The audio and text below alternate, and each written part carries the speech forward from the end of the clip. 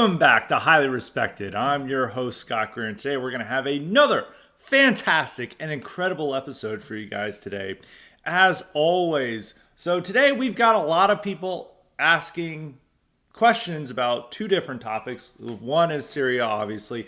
And the second one is the United Healthcare CEO. I think I got like 4 or 5 questions about the United Healthcare CEO assassination, which we will go into for the second topic. First topic, we're going to talk about Syria. I think I have at least 2 or 3 questions about that, so I'm going to read them to give you, an idea of what we're going to be discussing on that matter and my thoughts on the toppling of Bashar al-Assad. So we have 3 questions about it. The most general question is from John Chandler. He asks, "Hey Scott, curious if you can discuss the latest news in Syria. Must admit, I was really taken aback at how quickly the Assad regime collapsed." Hold on, I didn't even give my pitch about the cotton leaf. We gotta backtrack. Whoa, hold on, rewind. As a reminder, you too can get the power to ask me questions or suggest guests and topics if you sign up for the Conflict option at Highly Respected Substack. And for just less than $16 a month, you can ask as many questions as you want and suggest as many topics as you want. And that is at Highly Respected Substack, highly-respected.com. And make sure to sign up for the IQ supplements and the mailbags while you're there if you haven't already. So back to the question from John Chandler. Must admit, I was really taken aback at how quickly the Assad regime collapsed. Forgive me if you discussed this last time, but what is your opinion of Assad? Do you think some of our guys are right to speak so highly of him, especially via the memes, etc.? He was certainly better for interest than what looks to be replacing him, to put it mildly. Do you think it is likely Syria will go the way of Libya, and what do you think will happen to the Christian population? So that's the first question. And then Fake Cell Eradicator asks, "Can you take us down memory lane on some forgotten 2010s lore? The dirtbag irony leftists who joined up with the Kurds, YPG in Syria, and then came back to the US and were involved in standing up or joining Antifa, Black Bloc, 2020, etc. Funny to think that this flip side of that coin in the 2014-2017 era was all the Wignats and Nazi LARPer types who were going to Ukraine to join Azov and the metal scene." And then New England Refugee asks, "In an unlikely event Turkish troops somehow fought Israeli troops in Syria, would Article 5 be enacted and all NATO countries attack Israel? Or would Turkey be kicked out of NATO?" I want to talk, that'll be the first question I'll address for my initial thoughts. Then we'll go to Assad and then the leftists fighting with the Kurds. With this, it's not that surprising actually when you consider this.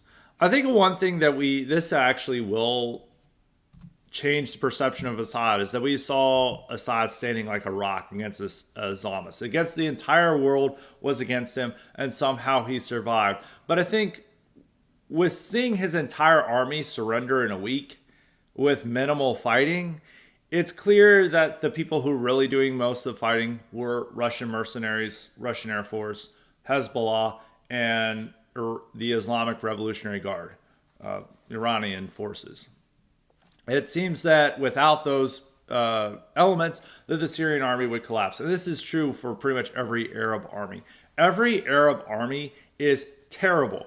The only way that they can get to fight is if it's some type of militia with a higher cause, or it's loyal to, or it's a proxy for one of these other states. When you have to think about ISIS in Iraq, we had this well-trained army, or supposedly well-trained army, with some of the best weaponry in the world that we Americans had supplied them with. What did they do when ISIS attacked? They dropped them and fled. They had to depend on Shiite militias backed by Iran to fight ISIS. Those were the only people who were fighting ISIS in Iraq. And even the fighting power of Assad's army, which was not as bad as the Iraqi army, even though I think now it is just as bad, they just, it was just all dependent on having these more elite troops from foreign countries there to fight with them. So it does say a lot about Hezbollah's fighting power and also Russian mercenaries. I mean, we've been seeing Russian mercenaries take an insane amount of casualties in Ukraine. I mean, these guys are willing to fight and die. I mean, the type of casualty levels. I had a friend who was showing me the differences in the casualty levels between Syria and Ukraine. In Ukraine, it is almost World War One levels of deaths. Both sides have suffered six-figure fatalities. It's likely 500,000 for both. That's insane for any country to be engaged in such a costly struggle. In Syria, it is nowhere near to that level for military casualties. I mean, when you take in all the war crimes and stuff, it might get to that level. But even with the battles don't have as high a casualty rate. Those people flee. But when you have guys like the Islamic Revolutionary Guard, Wagner Group, and Hezbollah that will stand and fight, then Assad had a fighting chance. But when all those three are preoccupied, I mean, Russia's fighting this bloody war in Ukraine. Iran is focused on Israel and bolstering Hezbollah, and Hezbollah is in a weakened state right now. They're no longer there for Assad. And so it makes sense that they collapse. I mean, if you look at all these armies, they're just jokes. I mean, it really is pathetic how quickly they fell. I think most people didn't realize this was going to happen. I think once the rebels had this assault and were attacking, it makes sense that this is an opportune time for them, because Assad does not have these three forces there to depend on. What better time to try to take them out? I think what's most surprising is how quickly it happened. But it appears that Russia had worked out some type of an agreement with the rebels to, that they're not going to mess with their bases and their port access and all that. And they're just like, whatever, we're not going to intervene. And I don't think they even really have much of the power to intervene, but they just decided, leave us alone in Syria. You can do whatever, but we're going to protect Assad, at least his life. You're not going to be able to brutally murder him on camera like what the rebels did to Gaddafi. And so that's an event that's happening, and you see all these people wanting Assad gone. I mean, very few people wanted Assad to stay. I mean, Turkey wanted him gone. The Gulf states wanted him gone. America wants him gone. Israel wants him gone. The only people who wanted him there were Putin and Iran and Hezbollah. That's pretty much it. Everyone else wanted him gone. Even Hamas wanted him gone. Hamas, there were tensions in the 2010s between Hamas and Iran over Assad and their support of it, because Hamas are Sunni Islamists. A lot of these people who are worrying about Al Qaeda taking over Syria are at the same time, fairly supportive of Hamas. And it's like, those guys are on the same team. They are not, they have the same exact ideology as the guys who are taking over. So I don't know, people using those arguments. So I think in a lot of ways, the war has reduced any respect for Assad. I'm gonna go more into my opinion on Assad. I want to get New England refugees question on Turkish troops. What would happen? I mean, that's not gonna happen.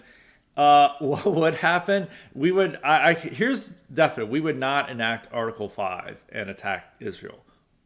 America controls NATO. We are never attacking Israel unless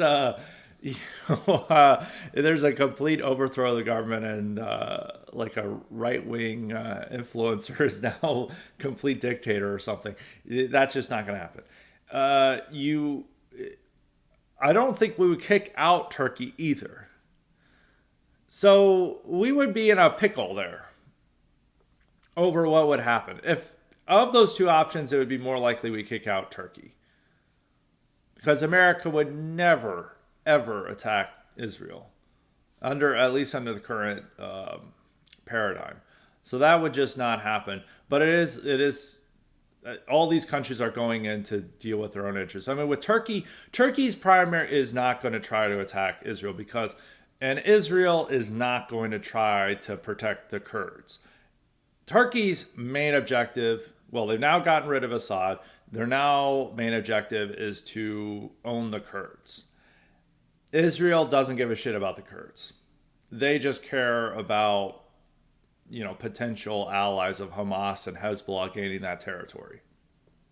they'll probably reach some agreement that, we're over here, you're over there. And they're also, it's on complete opposite sides of the country where they're going to be most focused on. So I don't think that's going to happen. They have completely different interests that are not going to conflict. So I don't think that's going to happen. But with Turkey, this with Syria falling, it's a big W for Turkey. It's another W for Israel. Long term it might be an L, because if the Islamists can build a stable government and they're allied with Turkey, having a Turkish aligned Islamic government in Syria, Sunni Islamic government, is not in their interests. And this could potentially allow Turkey to do some intervening in Egypt to bring back the Muslim Brotherhood. Also, the fact that, like, Turkey, this really helps Erdogan. Turks hate the Syrian government, and they also aren't fans of the Kurds. And now Erdogan getting rid of both Assad and also taking care of the Kurds is, going to be popular among the public. And what's going to be especially popular in the public if they start sending the Syrian migrants back. This has been a huge problem for Erdogan, where the Kemalists, the secular nationalists in Turkey, have been able to use the migrant issue to attack Erdogan and to gain popularity and support. If Erdogan sends them back, that he takes one of the primary issues for his political opponents to campaign against him. And all the Turks will be like, hell yeah, thanks for sending the Syrians back. And that's good for us as well, is that the one possible upside, people are worried what may happen, whether we're going to have more refugees be sent out, more migrants. For the time being, we're going to be able to send migrants back, or at least Turkey will be. And that's a good thing, because then Turks are less, they have fewer reservoir of migrants to threaten Europe with, and that they may try to send over or disperse into Europe. That if they're all sending them back to Syria, that's a good thing. The thing is, Syria may become a giant migrant holding pen.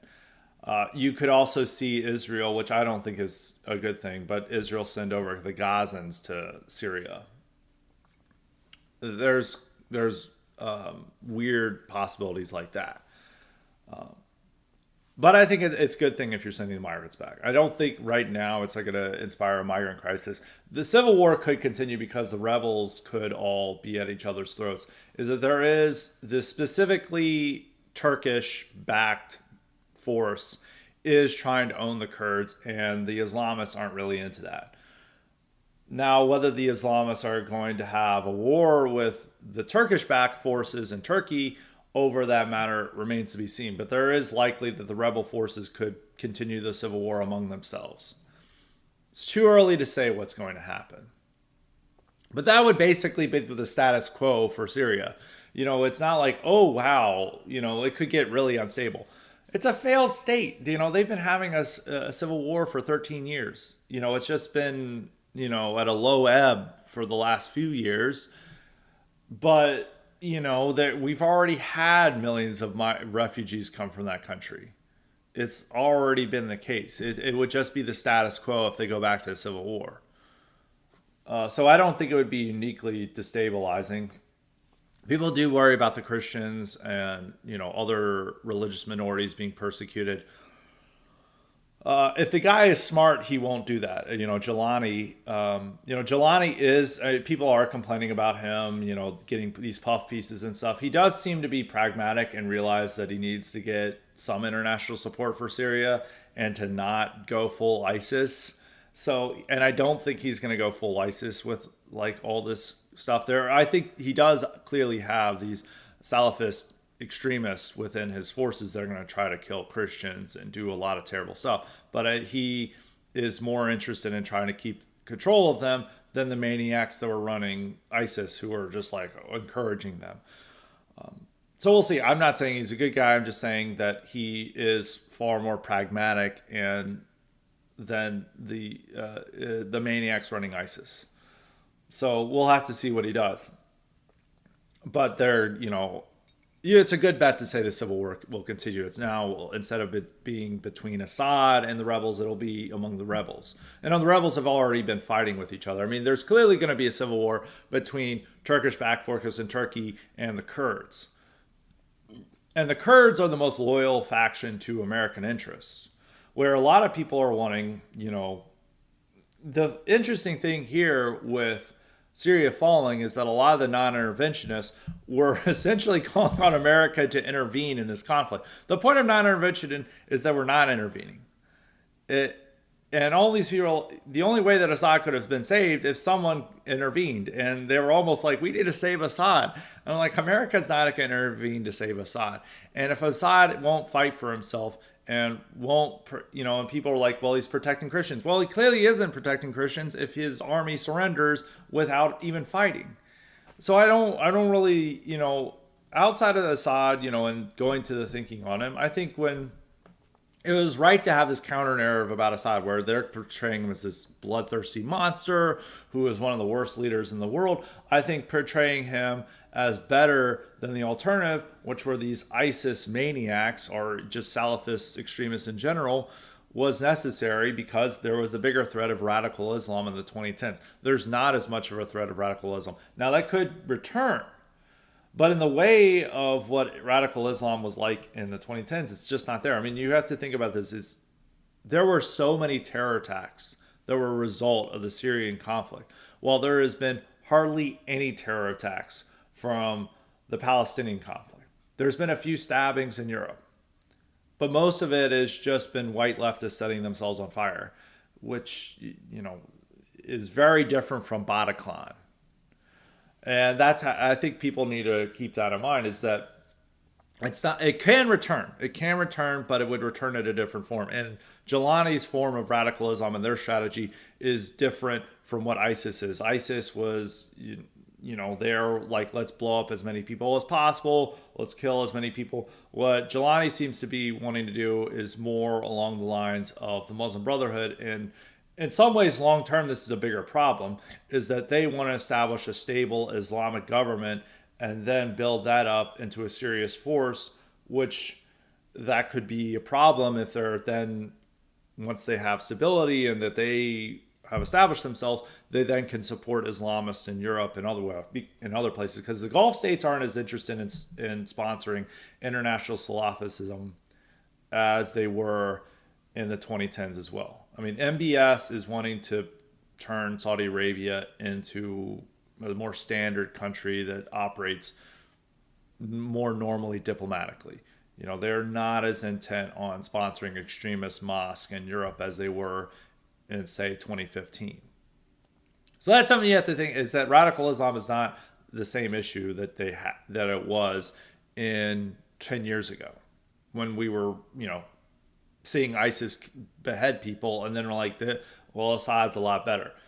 And I think it's also wrong to support a civil war, because then it was sending all these migrants our way, which was the biggest problem from the Syrian civil war, is that it's sending millions of migrants to Europe and America. But now, with Assad gone, we now have the opportunity to send them back, which, as long as Assad was in power, we were never going to send them back. No one was ever going to send them back because, one, Assad didn't have the loyalty of his people. He only had the loyalty of a narrow minority, primarily around the Alawites, a few, and some of the Christians. It was at most like 20% of the population, while 80% of the population still hated him. Despite him defeating the rebel groups, they were never going to be loyal to him. They were never going to show him support, and they were never going to build a stable government to send those migrants back. And the migrants is the bigger issue with that, because that impacts us. What Assad does, otherwise, it doesn't matter.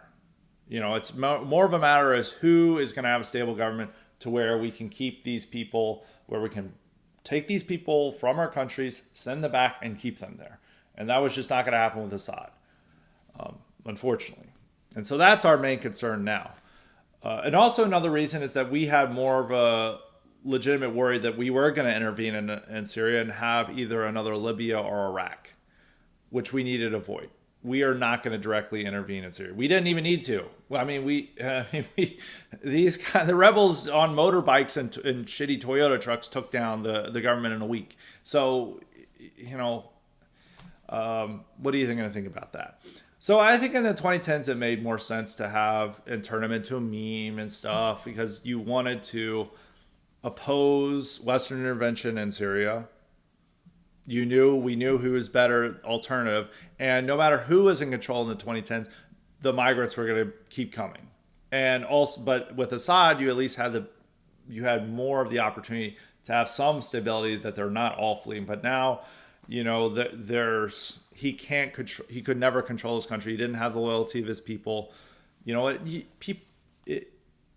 a majority Sunni Arab country. They don't want to be ruled by a small minority that is only for their narrow interests. This is very similar to Saddam. People are like, oh, he's a secular pan-Arabist. Eventually, these governments descend in just their own little clan controlling everything. That was the same in Saddam's regime, where pretty much only people from his specific tribe around Tikrit were in control of the government. Everyone else was excluded. So it's only a tiny minority representing this population that the majority of people hate. And that's just not, as most of us would agree, that's not what we would want for our countries. And it's understandable why these people would want to get rid of them. Now, the real issue is, should America intervene to overthrow them? Absolutely not. Should America back extremist Islamists to take them out? Absolutely not. But if they choose to take them out and we're keeping a hands-off approach, and this actually turns out to be, accomplished with minimal fighting, and it offers the opportunity that they can build a stable government where we can send the migrants back, then that's it. That's a pure non-interventionist and caring about America first and Europe first over these Arab countries. I mean, I don't have that much loyalty to Assad. His own forces wouldn't fight for him. He left. He couldn't gain the loyalty of his people. And so that's that. I don't think he had to be a bloodthirsty, or he had to be a brutal dictator to govern his country. But at the same time, his tactics, he can only control his country through those tactics. The people didn't want him there. And I think that's something we have to keep in mind when assessing the situation. That shouldn't, it's not the neocon position where we are like, oh yeah, we need to go in there and destroy him, but it is what it is. So to John Chandler's question, I'm not that particularly fond of him. I understand the memes of him back in the day, but I think a lot of people were returning to these 2016 era memes and rhetoric to talk about the conflict in 2024, and it's a completely different world situation from what it was like in 2024. And I don't think it's anachronistic almost to talk about him in this way. Now, do I think it's going to go the way of Libya? It was already Libya. It's like it's already been Libya. It's a failed state that they don't really have a government, and all the people have been fleeing it, and it's also been a path for other migrants from the Middle East to go to Europe. So it's already Libya. I think it has the opportunity to not be Libya, but we don't know. And I do think it is worrisome about the Christian population. But at the same time, we can't solve every problem in the world. And also caring about this is similar to like neocons being like, oh no, this minority group or this people we have to go in and save, or oh, we got to take out Saddam to protect the Kurds. I understand people wanting to protect the Christians because you share the same faith, but at the same time, America cannot, protect everyone throughout the world. And, Christians in the Middle East have lived under, Islamic fundamentalist governments for 1,400 years. They have managed to survive. Whether it is bad that if they would, try to come down hard on them, I do think the Turkish forces don't want to do that, because Turkish forces want to have some international legitimacy, and they know if they're killing Christians, that's gonna ensure that doesn't happen, especially with Trump in office. It is a concern, but it's also, we can't solve all the problems of the world. And, if we wanted to really protect them, they needed a better protector than Assad. So it's a terrible situation, but I don't know what you don't know what you can do there. But now onto the Kurdish situation with them, with the leftists. Yeah, there was a Brace Belden, our Brace Belden, who is in the Chapo extended universe.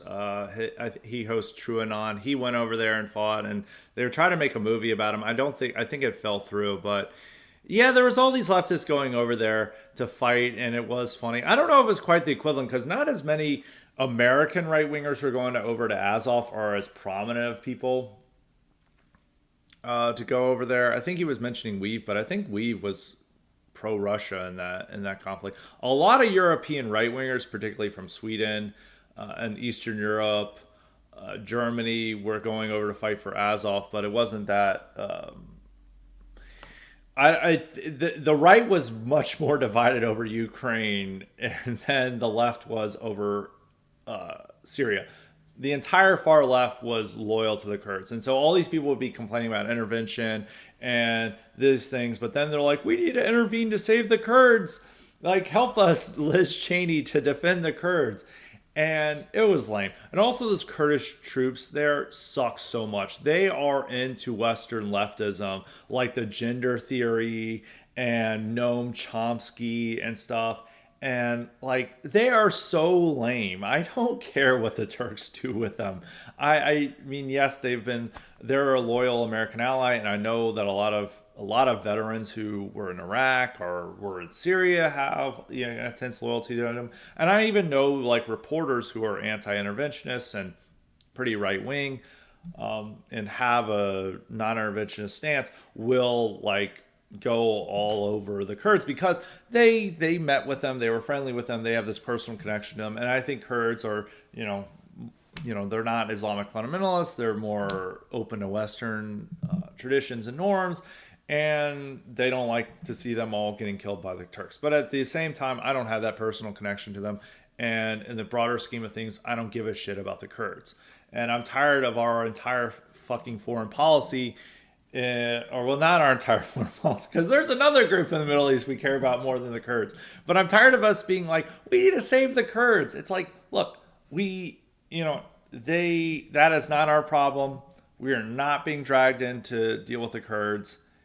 They need to figure that out on their own, and they are shitty leftists too. And it's like they've been a training ground for the international Antifa for years and years and years.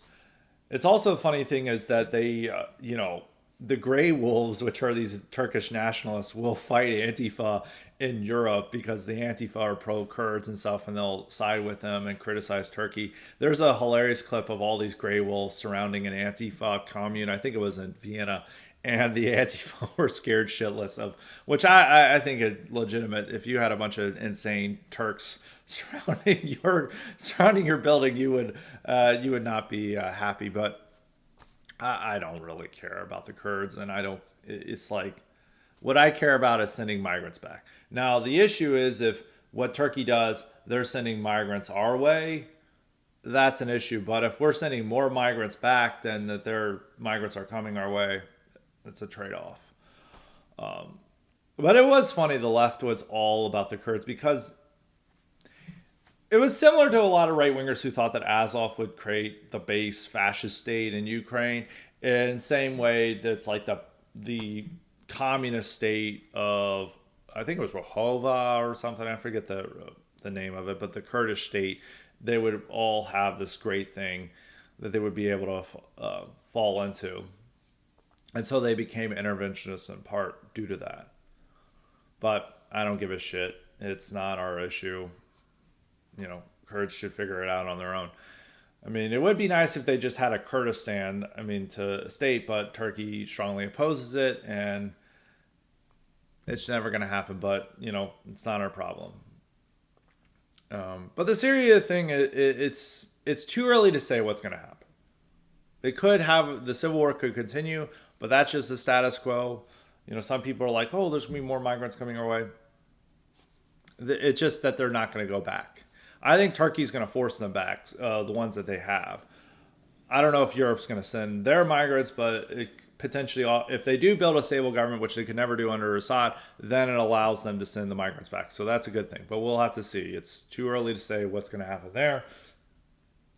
Spreading radical Islam, I don't. It's not 2015 anymore. We really did cripple radical Islam in the 2010s. ISIS is a shell of itself. Al Qaeda doesn't even really exist. I mean, yes, this group, Jelani, has ties to Al Qaeda, but I mean, Al Qaeda, they don't even really have, all their leaders are dead. It's just kind of a thing that's still, out in the shadows, but it's, this guy is different from the rest of Al Qaeda. Not saying he's good. I'm just saying, you have to see what happens there. I don't think it's going to be spreading the type of radical Islamic terror that happened in the mid 2010s. So it'll be an interesting situation. It is crazy though. It's a huge happening. It's a major defeat for Iran. Even though I think Iran is trying to there may be a chance where the rebels decide to still have relations with Iran because they need the oil from Iran and some other things. But they all retreated to Lebanon. All their forces that were in Syria retreated to Lebanon while the Russian forces are still there. Russia may still make a deal, and so it might not have that big of an impact for Russia. But it's another blow for Iran, even if they're able to salvage it, that it's not completely devastating.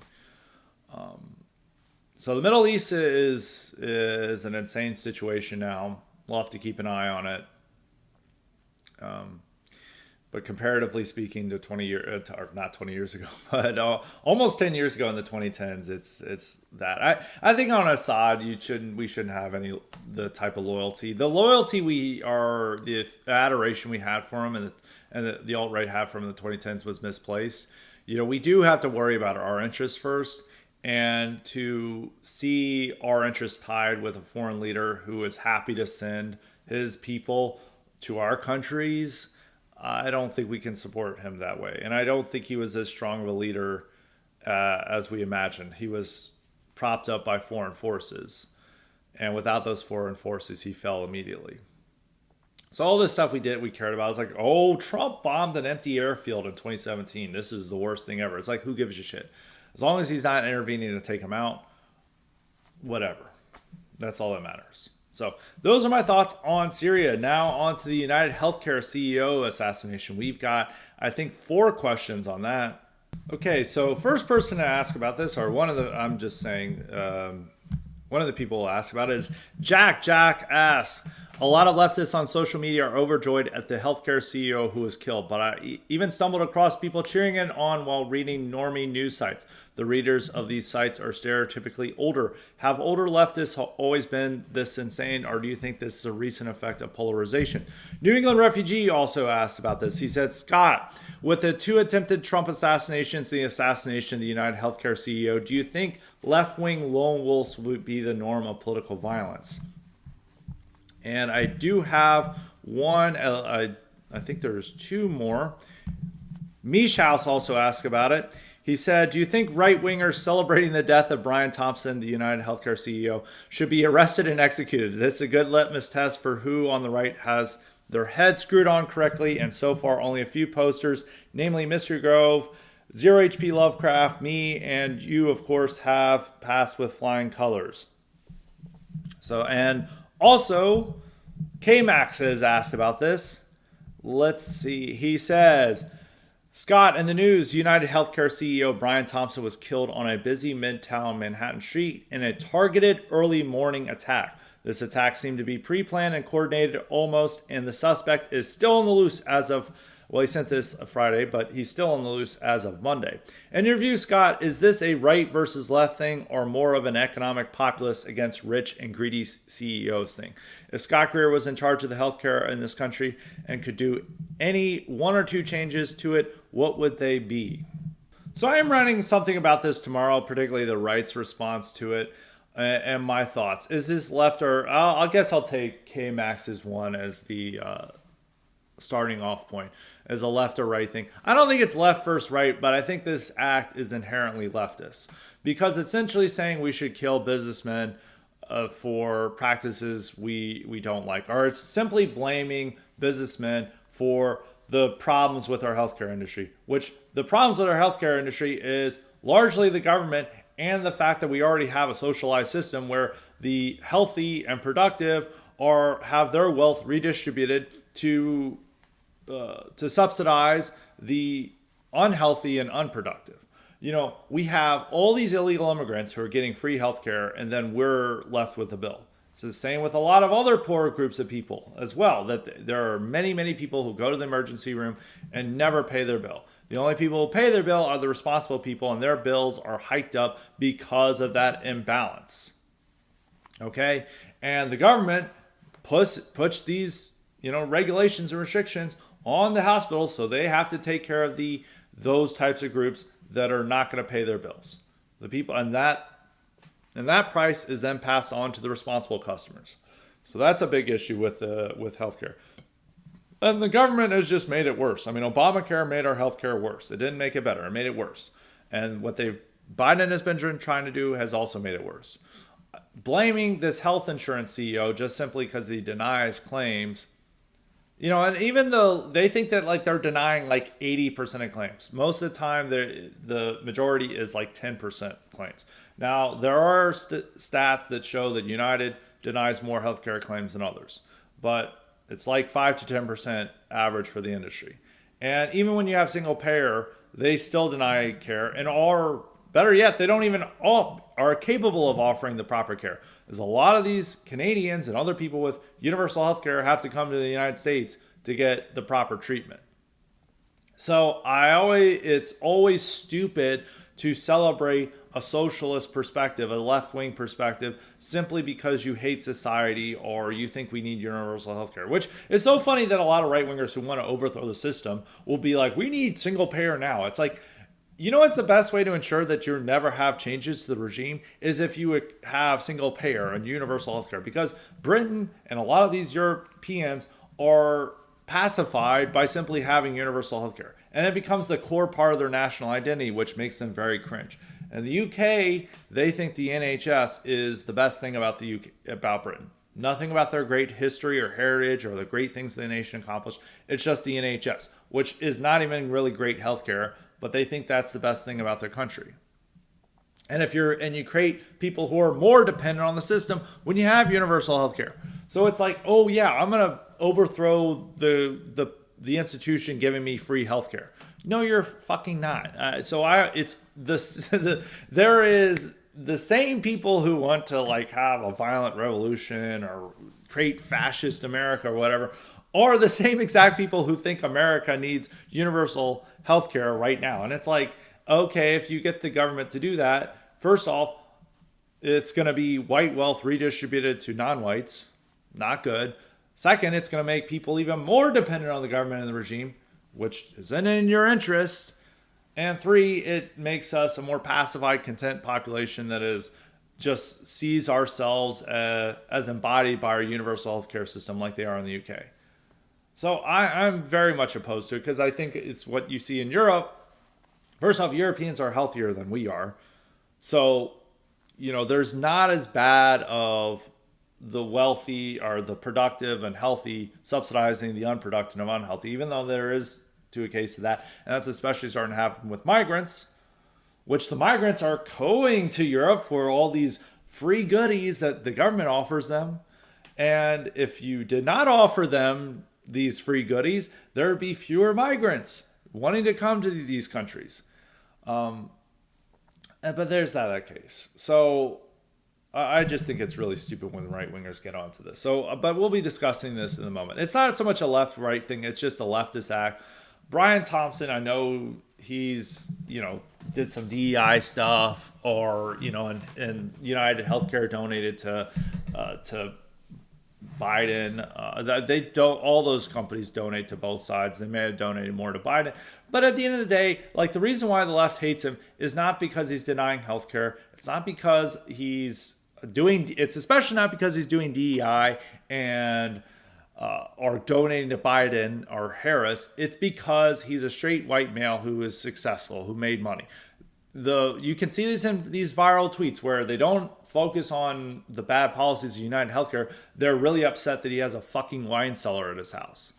And that is out. I think that's at the root of socialism, which it's this resentment towards people who are better than them, and they want to murder people who are better than them. It's based on that envy. It's like in all these countries, it sucks because they've essentially just killed the smart, productive people. That's what they did in Russia. That was the kulaks. They were the best, most productive farmers, and guess what? They killed them. It's what they did in Cambodia. Pretty much anyone who could read, they just murdered. It's like it is the losers of society ganging up on the productive people. And that is the complete opposite of right-wing thinking.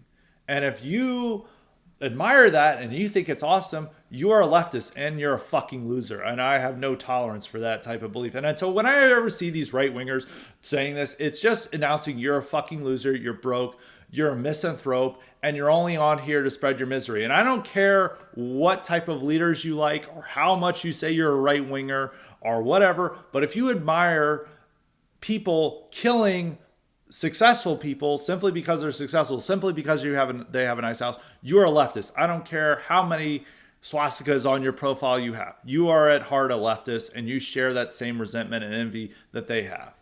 And I'm not saying that Brian Thompson is some type of hero. I'm not saying that, I'm not even that like morally repulsed by it. But I'm saying if you set that standard, it's creating the standard where they can just kill any productive white person they want. And then you can rationalize it by, well, if he makes money and if he has a nice home, he's a traitor. Okay, our people are productive people who are paying taxes. The problem is they're getting shafted. They're paying taxes for the people they shouldn't be paying taxes to. They're having to pay the price for having migrants put in their community, or that they're trying to have Section 8 housing in their community. They're having their nice lives upended by the government and by left-wing forces.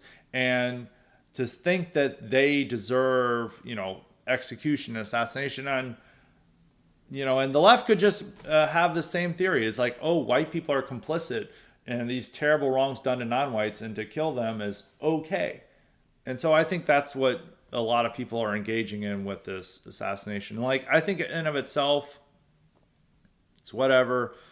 But to turn this guy into hero and thinking he's making the right stand, it's like the healthcare CEOs are not the one, or health insurance CEOs are not the ones primarily at fault for our horrible system. It's primarily the government, and it's also a lot of these illegal immigrants and other types who don't pay their bills, and then that bill is forced on the productive white middle class that a lot of these right wingers want to see punished and also dole out more of their wealth, because they have this stupid notion that if we have universal health care, it'll only benefit the white working class. Instead, it's going to punish the white working class and benefit all the people you supposedly don't want to reward. So that's my spiel on that.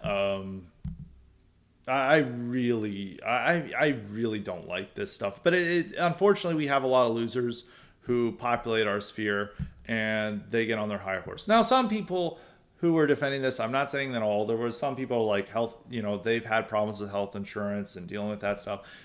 Every experience with healthcare in our country is miserable. That I've had those experiences as well.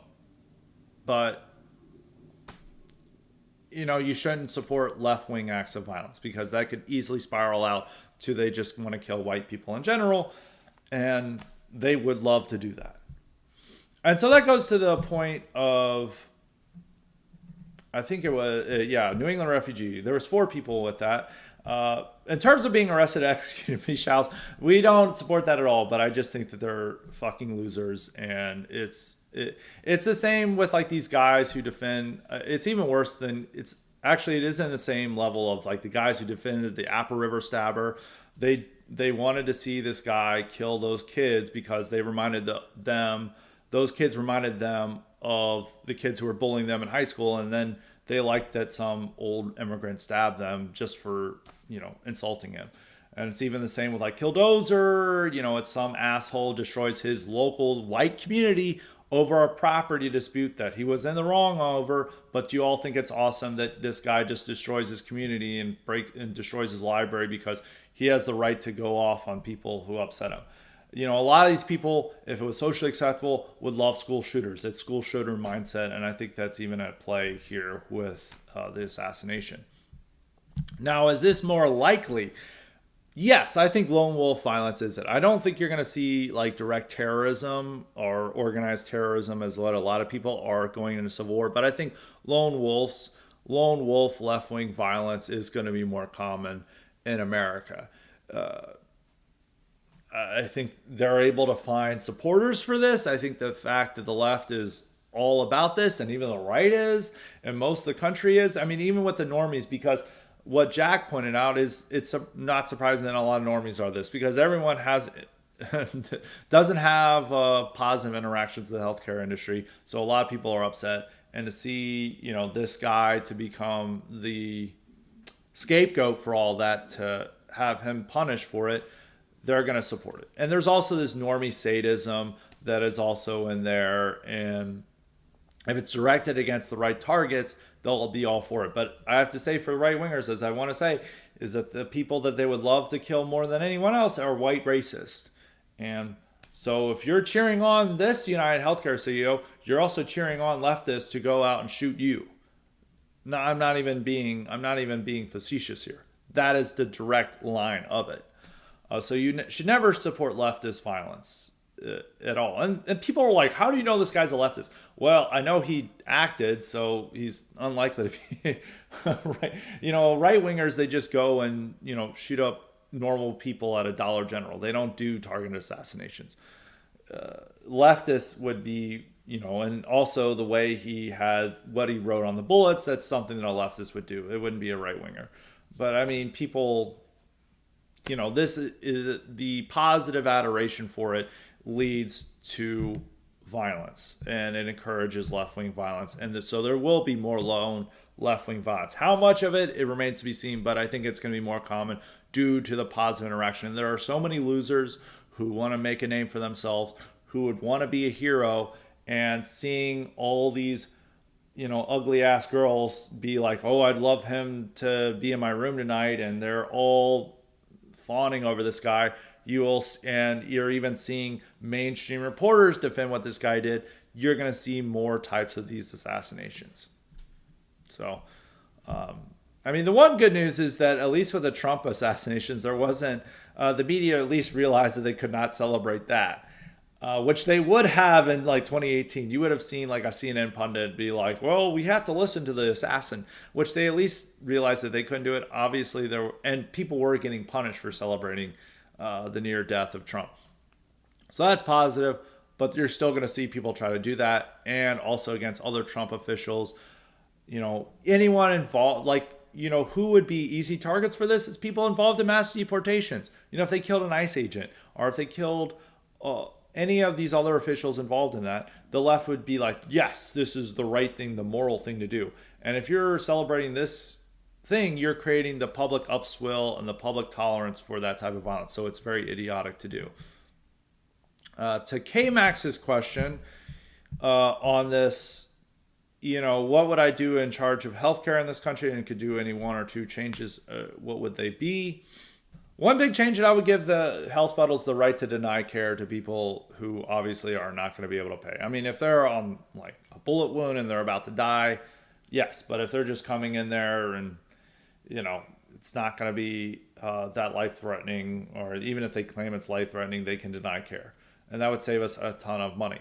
It also you would try to fix the system to where it's not completely a redistribution of wealth from the healthy and productive to the unhealthy and unproductive. I mean, that's the point of insurance, is that you are subsidizing the people who need it the most, but you need to figure out a lot of stuff. And it's a lot of due to government reforms that are going to happen. Unfortunately, we're probably not going to see this, because any touching of healthcare or any whiff of privatization is incredibly unpopular.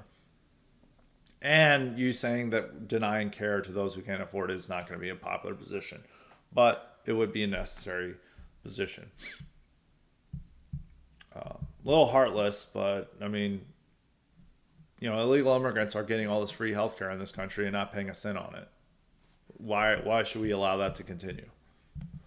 So that is our K-Max's answer to K-Max. And so I answered both Mish House, K-Max, and New England refugees take, and also to Jack's point, it's a lot of the normie sadism, and also everyone just doesn't like healthcare, and seeing a useful scapegoat for them to go into, they'll join in. But it's also a real negative sign of normie sadism, which I think we should not be encouraging or condoning. And it's also a very negative thing with normie sadism. And that can all easily be directed towards us, which happened during the Trump administration with a punch a Nazi, kill a Nazi, and all that. And they want to kill anyone who wants immigration restricted and affirmative action to end.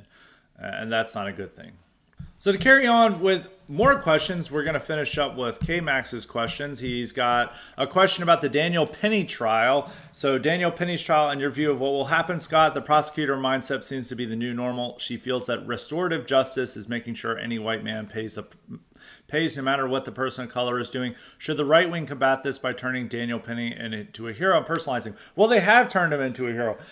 Probably by the time this airs, there might be a verdict. So that's why I focus on Assad and other things. I said my article tomorrow might be the United Healthcare CEO. Depending on the verdict, the article tomorrow might be about Daniel Penny.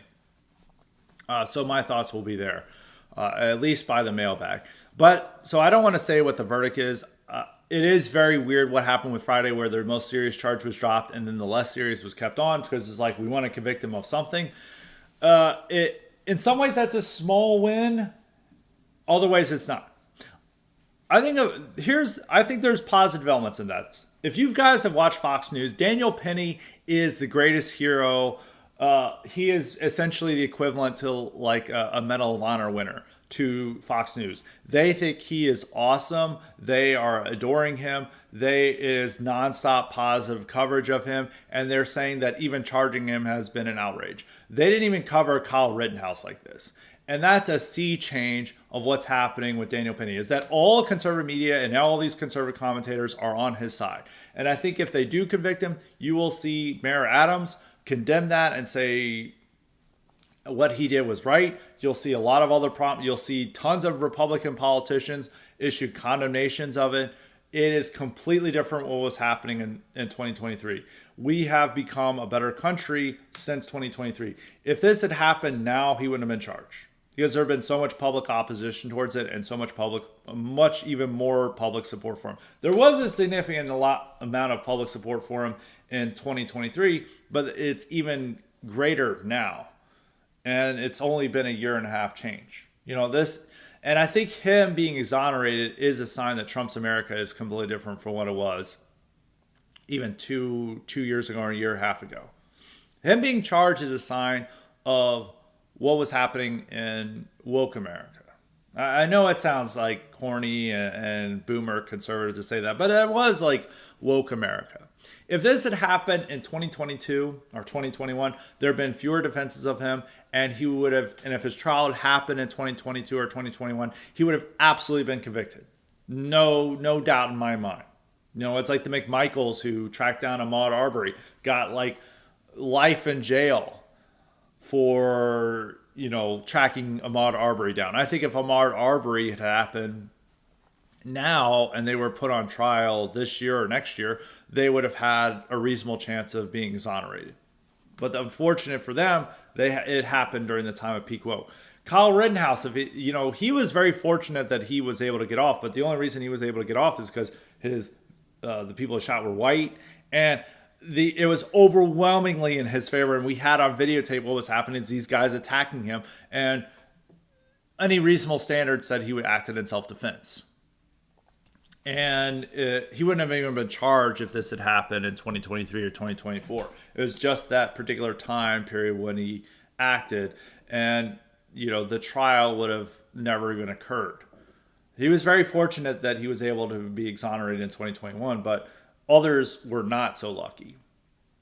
So Daniel Penny not being charged with the most serious offense is still a victory, because if this had happened a year ago, 2 years ago, he would have been 100% without a doubt convicted. But the people are changing their attitude towards this, and the media's coverage of it is completely different from what it would have been like in a year ago. Fox News and all conservative media are 100% behind him, and they have already turned him into a hero, and they're celebrating him nonstop and essentially want to salute him and give him the Medal of Honor.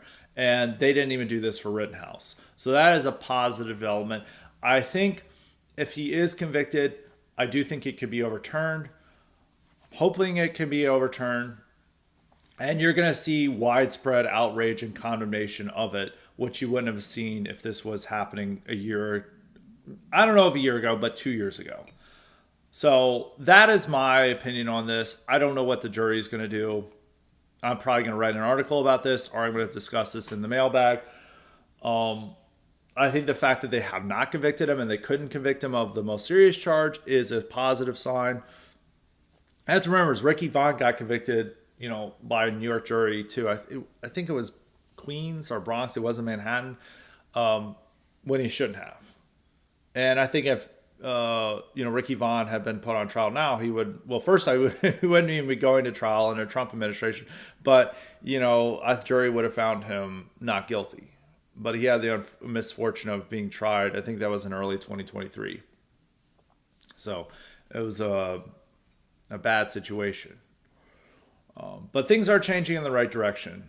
And I think that Daniel Penny's public reception and the overwhelming public favoritism towards him is a good sign. And even if he is convicted, I don't want to say it's so much of a black pill, because if this had happened 2 years ago, he would have been convicted of the most serious charge, and now he would only be convicted of the more minor charge. And I think there's a decent chance of it being overturned. And you're also, unlike what would have happened 2 years ago, is that you're going to see several Republicans, senators, congressmen, and all of conservative media condemn this and be full on outrage. And you might even see Mayor Adams condemn the decision. So that is my view of that. And he had another question from last week that I unfortunately rudely did not get to. It was a good question. He said, I gotta answer this today. He said, Scott, a liberal tweeted out that all along the anti-white hate was all a mirage and never meant anything. Progressives love white people, and all we saw from MSNBC, CNN, and The View was just an act. And your view, while there is hypocrisy, the progressive left is legitimately anti-white, not just in a performative way, but also in their policies and media coverage. You see it everywhere, from Hollywood movie scripts and roles in scripts, television commercials, and HuffPost ad. Was this all for a show interview, Scott? Absolutely not. No, this is such bullshit that they would claim that. They were 100% anti-white.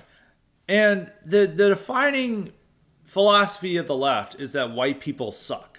They realize, though, that loses them elections, so they now have to dial it down, because it hurt them this year in that reputation around them, that they want open borders, that they want DEI, they want racial quotas, all to stick it to the white man, and then them realizing that, the rest of the population isn't that anti-white.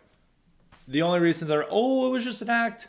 Sorry. No, it's not an act. If it was just an act, they wouldn't be celebrating 1619 Project, which is embedding anti-white history into our textbooks and into how we view our country. If they were just all an act, they would not be championing DEI in schools and in businesses. If it was just all an act, we wouldn't have all these movies and TV shows showing the white man as the villain and all these innocent non-whites. No, it is how they view the world. They just know it is not politically wise to engage in this stuff anymore, unlike in 2020. And in 2020, the primary, they were all competing with each other to say who can say white people suck the most. Then they realize this isn't good politics now, so they want to change. So it's just bullshit. It's just trying to, it's a mirage to dupe people into overlooking what's at the core of the left right now. So you should not fall for this stupidity. Michals has a few questions we've got to go answer. He's got also another problem of me missing questions. So I'll get to the questions that I missed last week. I'll answer two of them. He had He always has very long, very good questions. He said, first question, do you think right-wingers should read left-wing literature? I have Lenin's Imperialism, Angela Davis's Woman, Race, and Class, and Mao's Little Red Book on my bookshelf, and suffices to say they have not succeeded in converting me to third world feminist Marxism. The old adage, know your enemy, could apply, but I only consider them worth reading if they're of cultural, historical, political importance. My money would be better spent on a coloring book than the latest anti-rural white vitriol published by a Jewish Ivy League professor, and it would be more intellectually stimulating. You don't need to read the direct text. I think reading just summaries of them, reading biographies of these people and other things. I don't want to read their direct text because I'm just like, this is a waste of my time. I'm going to read someone summarizing it in a few pages. That's a much better way of doing it than reading the full thing, because I don't. You should be familiar with what they believe in, but you don't actually have to read their exact literature. You can read biographies, you can read, which are much more engaging than their own writings, and also summaries of it. That's much better. His second question, after a scandalously long time taking counting the votes, Arizona is confirmed to have been won by Trump by a margin of 5.5%. Do you think this proves that too big to rig was actually real? Yes. I think he got so many voters out that they could not rig the election. And by motivating people to vote, he was able to win. And that is something we need to keep in mind, because I saw so many people like, I'm not going to name names, but there were a lot of, big time MAGA influencers who are like, they're going to steal the election. It's hopeless. And you shouldn't even vote. And if everyone believes that, then we're going to lose. And it's a self-fulfilling prophecy. So no, too big to rig was the right message to have, and it worked, as we can see in all these states. So 2 other questions that I missed last week, I will save for the mailbag. But he has another question for this week for the regular episode. Thoughts on Ayn Rand? I read The Virtue of Selfishness recently to learn the nitty-gritty of objectivism and thought I find that philosophy obtuse and naive. It's not quite as bad as I had been led to believe. I've been meaning to read more Ayn Rand. I will do an Ayn Rand IQ supplement eventually. My full thoughts on Ayn Rand aren't fully formed.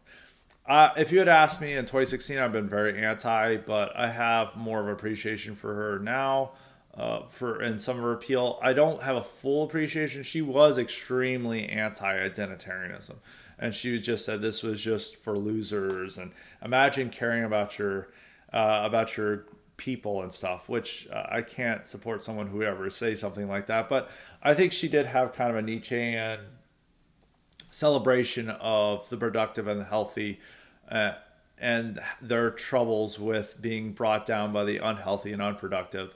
And I think that is fundamentally right wing, but there are problems with her. So we will do an Ayn Rand IQ supplement someday soon.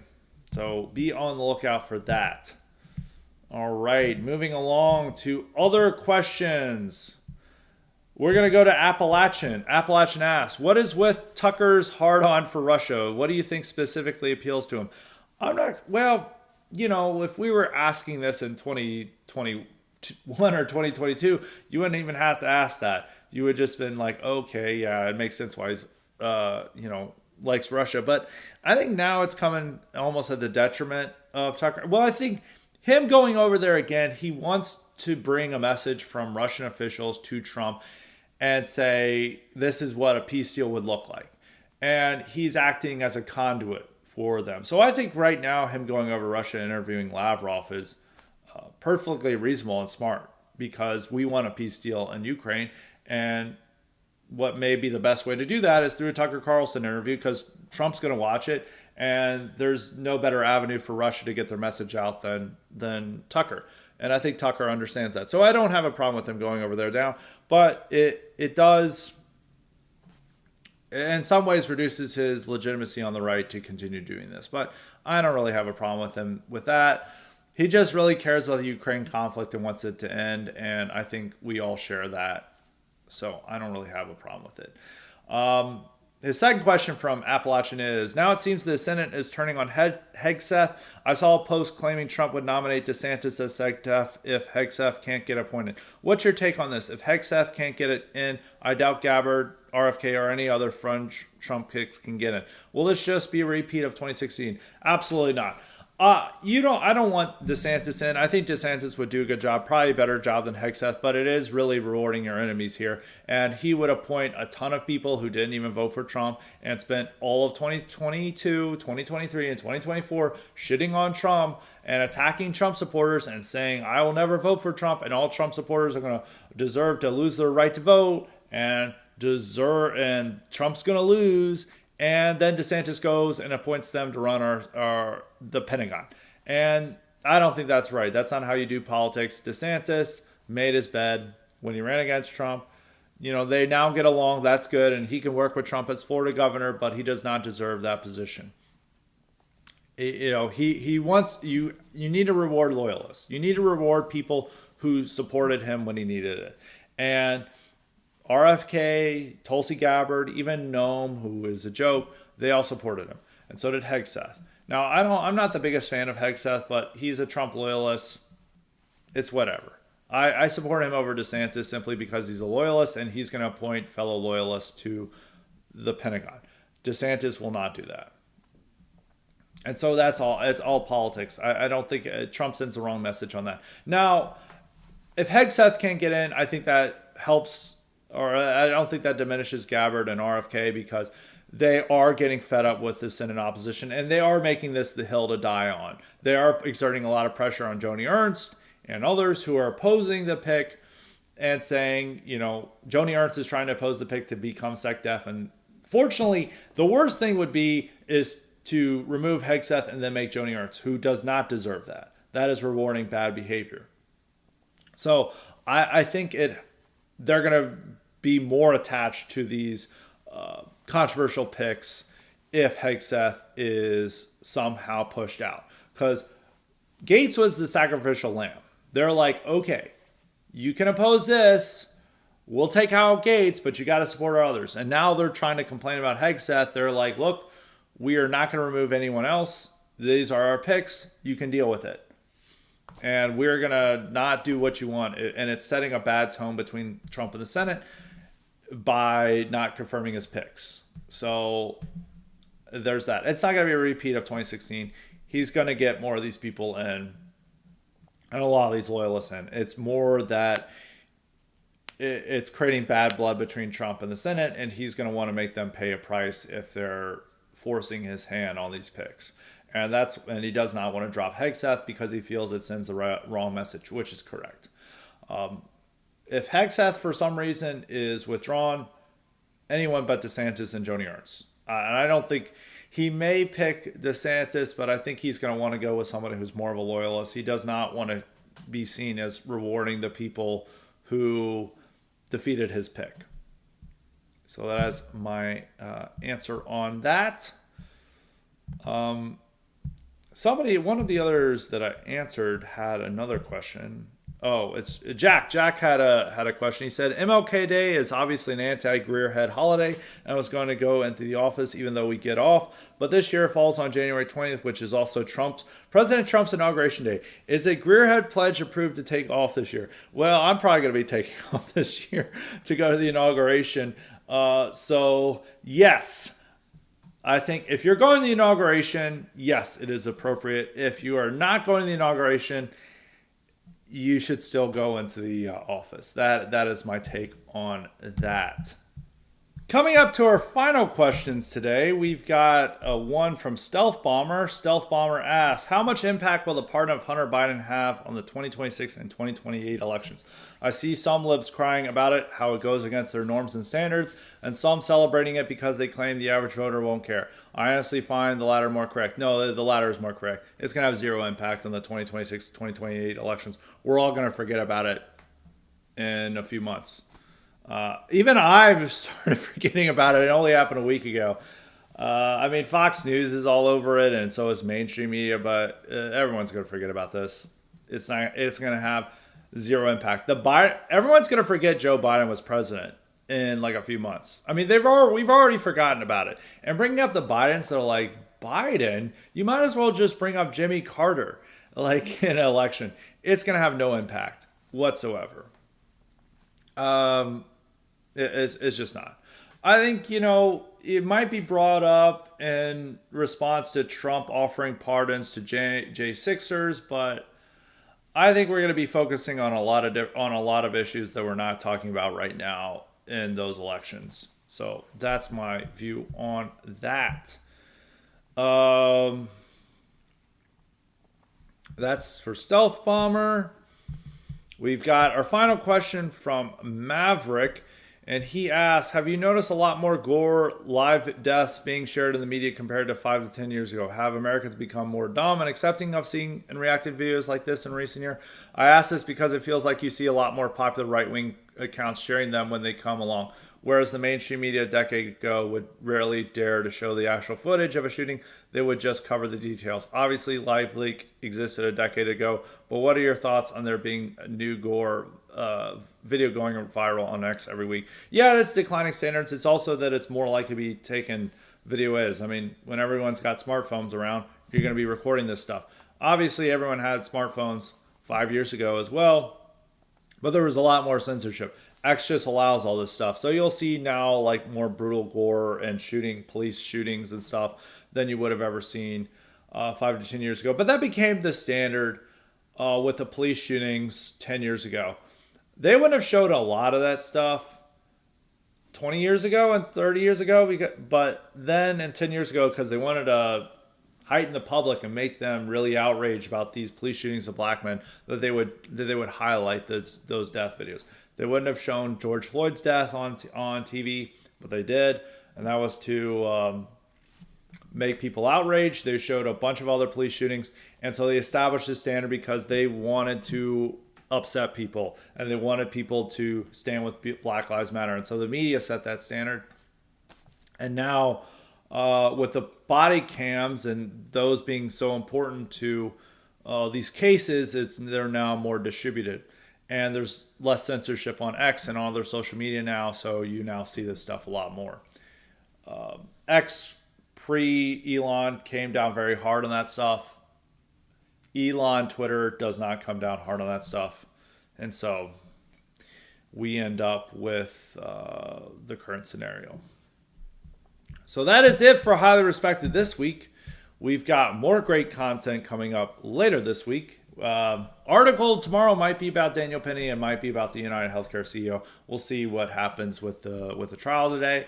And we're going to have a mailbag, IQ supplement, all great stuff for you guys to look forward to. So be on the lookout for that. So until next time, stay respected.